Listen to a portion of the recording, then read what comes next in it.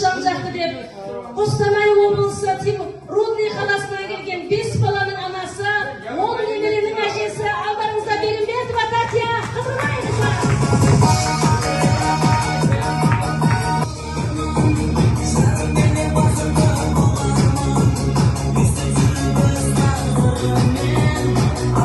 Арқалап тауқыметтің ауыр жүгін, ел қорғап азат еттің ауған жерін, алмастырып қан майданға жастығыңда, тыныштығын таңдадың дүймелдің. Еңбегіңіз ұмытылмас ешқашанда, есіміңіз құрметті азамат тақтасында. Жеңіс күнмен шын жүректен құттықтаймын, 50 жылдық тоймен тұстас келген май айында деп.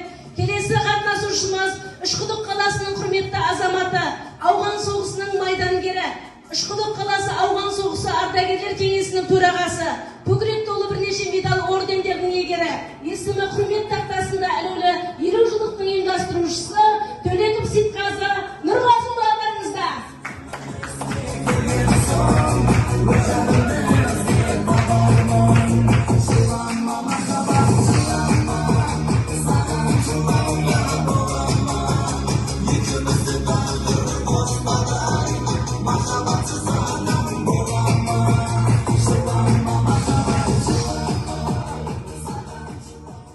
Мейірім шуақ шашқан күнім дейсің, өмірдің қуат көзі өзің деймін.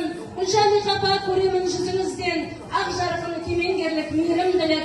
Гүлжамиқ апа, аман болып ортамызда, қуаныш көп болсын әрбір таңыңызда, ұрпақ өсіп бақытыңыз арта берсін, қадіріңіз бектесін ел арасында деп. Теміртау қаласынан келіп тұрған 5 баланың 20 немеренің анасы Бекмұратова Гүлжамиқа, қарағымайыңыздар.